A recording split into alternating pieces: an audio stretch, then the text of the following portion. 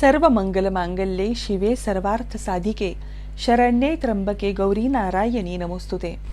नमस्कार बंधू भगिनींनो, मी वृषाली भक्तिसागर या आपल्या यूट्यूब चॅनलमध्ये तुम्हा सर्वांचं अतिशय मनापासून स्वागत आहे। कशी चालली आहे तुमची दिनचर्या, कशी चाललेली आहे तुमची उपासना आणि कसे तुम्ही आहात, कसा तुमच्यामध्ये तुमच्या एनर्जीमध्ये कसा फरक पडलाय, तुमच्या कुटुंबामध्ये कसा फरक पडलाय हे मला वरचेवर सांगत राहा। आज आपण इथे ज्या गोष्टीबद्दल जाणून घेणार आहोत ती गोष्ट म्हणजे आपल्या कुलदेवतेची उपासना। कुलदेवता ही आपली जर देवी असेल तर आपल्याला शुक्रवार आणि मंगळवार हे उपवास आपल्याला करायचे आहेत। ज्यांची कुलदेवता माहूरची रेणुका माता आहे, सप्तशृंगी माता आहे, कुलस्वामिनी तुळजाभवानी माता आहे, त्यांनी शक्यतो मंगळवार करायचे आहेत। आणि ज्यांची कुलस्वामिनी ही कोल्हापूरची महालक्ष्मी आहे, अंबा माता आहे, त्यांनी शुक्रवार करायचे आहेत। आपल्या प्रकृतीला झेपतील तसे करायचे आहेत, पण उगाचच कुणीतरी सांगितले म्हणून इतर वार करण्यापेक्षा शक्यतो आपल्या कुलदेवतेचा उपवास, तो वार कुलदेवतेचा जो वार आहे त्या दिवशी जर उपवास केला तर तो अधिक फलदायी होतो।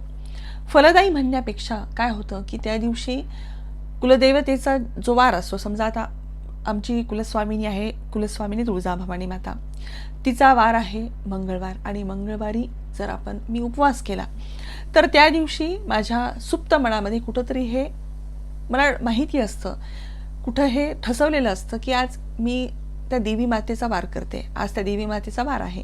आणि मग सुप्त मनामध्ये सतत हा विचार चालू असतो, म्हणजेच माझं सुप्त मन हे त्या जगदंबेच्या भोवती फिरत असतं, रुंजी घालत असतं। भक्ती म्हणजे दुसरं काय आहे, हेच तर आहे की आपलं मन, आपलं सुप्त मन, आपला आत्मा हा सतत आपल्या इष्टदेवतेच्या भोवती फिरत राहावा, तिच्या नामस्मरणामध्ये राहावा, तिच्या विचारांमध्ये राहावा, आपण जे तिचं कधी दर्शन घेतलेलं आहे तिचं मूर्त स्वरूप आपण आठवावं आपल्या डोळ्यांसमोर, अचानकपणे ते आपल्या नजरेसमोर यावं। कधी प्रयत्नपूर्वक आपण प्रयत्न करूनही ते कधी आपल्या नजरेसमोर येत नाही, परंतु कधी अजाणतेपणी त्या जगदंबेचं स्तोत्र वाचन करत असताना, तिचं नामस्मरण करत असताना, हवन करत असताना अचानक त्या जगदंबेचे दर्शन आपल्याला होतं आणि मग आपल्याला कृतकृत्य झाल्यासारखं वाटतं, प्रसन्न वाटतं। मग या दिवशी, ज्या दिवशी आपल्याला उपवास करायचा आहे त्या दिवशी जर आपण जगदंबेचा किंवा आपलं कुलदैवत जे आहे, समजा आपल्याकडे तिरुपती असेल कुलदैवत तर आपल्याला शुक्रवार करायचा आहे, महादेव असेल तर सोमवार करायचा आहे। आपल्याला माहितीच आहेत कोणकोणत्या देवतेची कोणकोणती वारं आहेत ती। सांगण्याचा उद्देश हाच आहे की जे तुमचं कुलदैवत आहे त्या कुलदैवताचा वार किंवा त्या कुलदैवताची तिथी, जी प्रभावी तिथी असते ती जर तुम्ही उपवास म्हणून केली तर ती जास्त फलदायी ठरते। जसं विठ्ठल, ज्यांचं पांडुरंग कुलदैवत आहे त्यांनी एकादशी जरूर करावी, ज्यांचं गणपती हे कुलदैवत आहे त्यांनी मंगळवार करावा।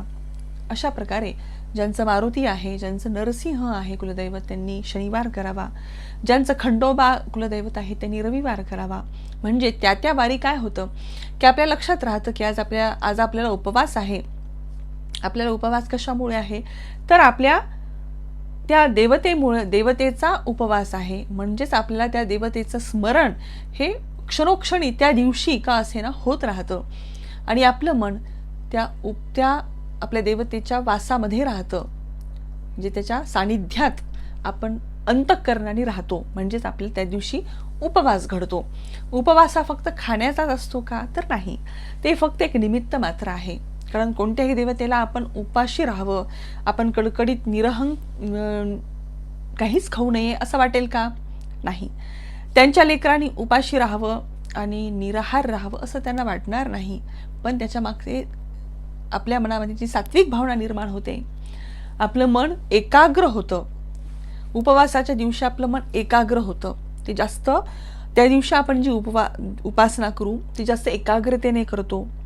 त्यामुळे एखादा उपवास आठवड्यातला हा आपल्या कुलदेवतेचा जरूर करावा, तिथी करावी। जशी देवीची तिथी आहे दुर्गाष्टमी, पौर्णिमा, ही तिथी करावी। अशा प्रकारे जर आपण करत असू, विठ्ठल रुक्मिणीची एकादशी आहे जसं मी आत्ता सांगितलं, महादेवाचा ज्यांचा वार आहे त्यांचा प्रदोष आहे, अशा प्रकारे जर आपण उपासना करत असू, इतर विनाकारणच कुठल्या उपासना वाढवण्यापेक्षा अगोदर आपले कुलदैवत आणि आपले गुरु हे सगळ्यात महत्त्वाचे असतात आणि त्यानंतर इष्टदैवत असतं. तर अगोदर त्यांची उपासना आपल्याला करायची आहे आणि त्यानंतर मग इतर देवतांकडे आपल्याला वळायचं आहे. भेटूया अशा नवनवीन माहितीसोबत पुढच्या भागामध्ये. तोपर्यंत जय जगदंबा.